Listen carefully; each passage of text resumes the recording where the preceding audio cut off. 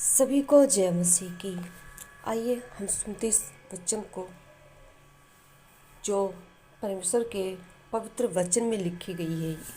ये वचन आप सुने और मैं विश्वास करती हूँ आप इस वचन को सुनेंगे और उस वचन को अपने हृदय में जब रखेंगे, आप उस वचन को जब क्लेम करेंगे तो आप बहुत सी चीज़ों से छुटकारा को पाएंगे, आप छुड़ाए जाएंगे और आपका लाइफ ऐसा होगा जैसे परमेश्वर के साथ कुछ भी नहीं है।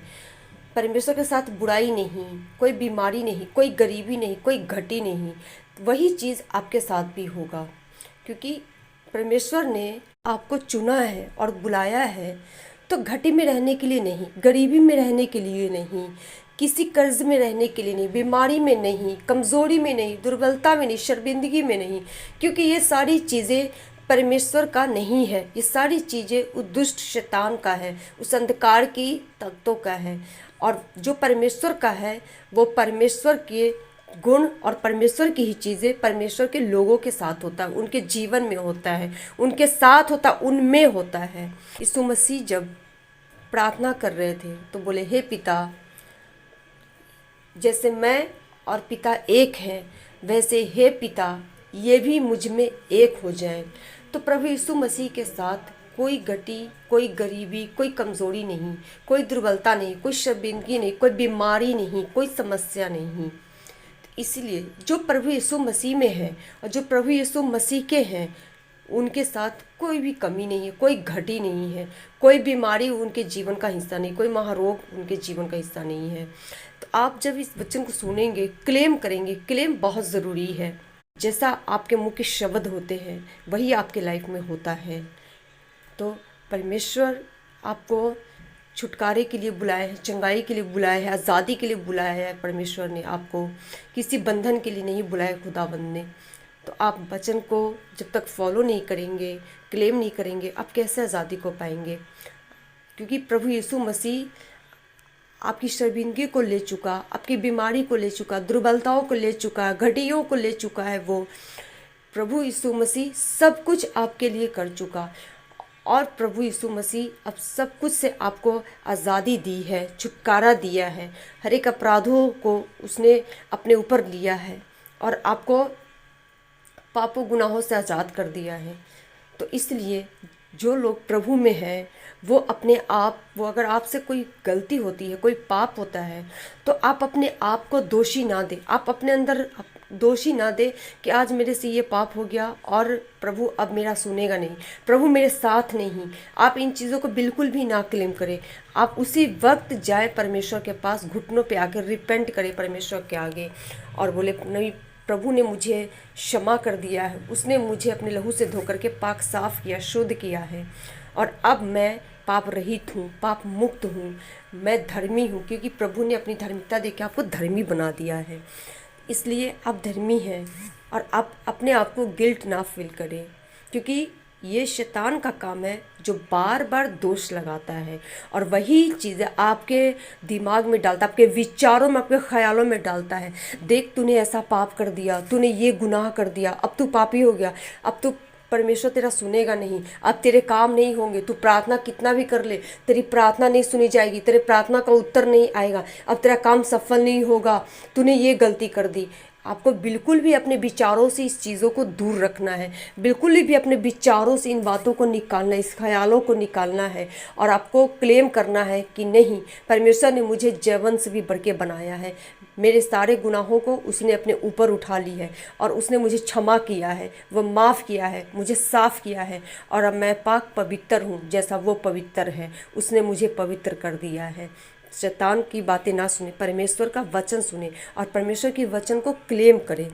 शद्रक, मेशक, अबेदनगो 3 थे और ये 3 क्या थे?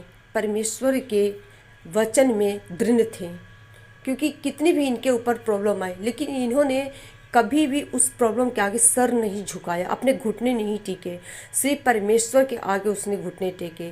और उन तीनों के बीच में जब उनको आग की भट्टी में डाला गया तो तो उनके तीनों के बीच में कौन प्रकट हुआ? प्रभु यीशु मसीह। तो वैसे ही जब आप वचन में अरे रहते, खरे रहते, चाहे आपका हालात जो कुछ भी कर रहा हो, जो कुछ भी आपके हालात हो, लेकिन फिर भी आप दृढ़ रहते हैं वचन में, अरे रहते, खरे रहते कि नहीं, ये मेरे लाइफ में चल रहा है तो भी कोई इससे मेरा कोई लेना देना नहीं, क्योंकि परमेश्वर का जो वचन कहता है, मेरा जीवन उसी वचन के ऊपर टिका हुआ है, मैं उसी वचन के ऊपर टिका हूँ, उसी वचन के अनुसार मैं चलूँगा और वही वचन मेरे जीवन में पूरा होगा। परमेश्वर अपने वचन का पक्का है, अपने वचन को अपने नाम से ज़्यादा ही महत्व दिया है और परमेश्वर अपने वचन को ही भेज के लोगों को क्या करता है? छुड़ाता है।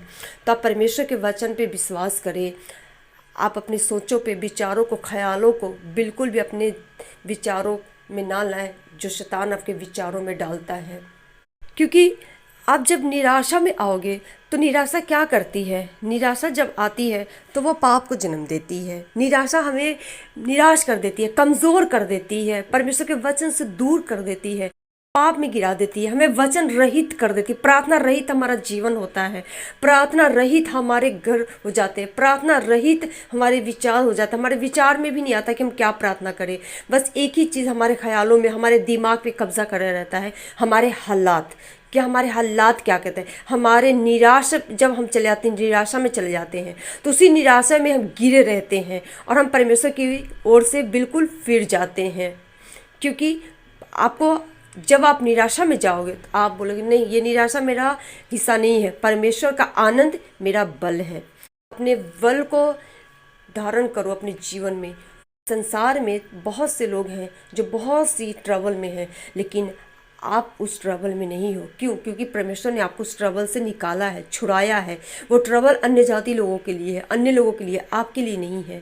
प्रभु के लोगों के लिए नहीं, खुदा के लोगों के लिए नहीं, क्योंकि खुदा ने आपको ट्रबल में रहने के लिए नहीं बुलाया, आपको संघर्ष करने के लिए नहीं बुलाया है। जब जब आप परमेश्वर के वचन में बने रहते हो, अरे रहते हो, परमेश्वर आपको नए बल से हमेशा रोज आपके रिलीज करता आपके जीवन में। तो वचन क्लेम करनी है। भजन संहिता 51 का 12, भजन संहिता 50 का 23। वचन के बीच से प्रार्थना करें। वचन के बीच से किया हुआ प्रार्थना परमेश्वर के ग्रहण योग्य ठहरता है और परमेश्वर उसे ग्रहण करते हैं और परमेश्वर उसे पूरा करते हैं, क्योंकि स्वर्गदूत वचन के बीच से किए हुए प्रार्थना के ऊपर काम करना शुरू करते हैं। आप वचन के बीच से जब प्रार्थना करोगे, स्वर्गदूत आपके लाइफ में तुरंत आएंगे और आपके उस वचन के बीच को, जो आपने प्रार्थना की है वचन के बीच से, उसे पूरा करना शुरू कर देंगे।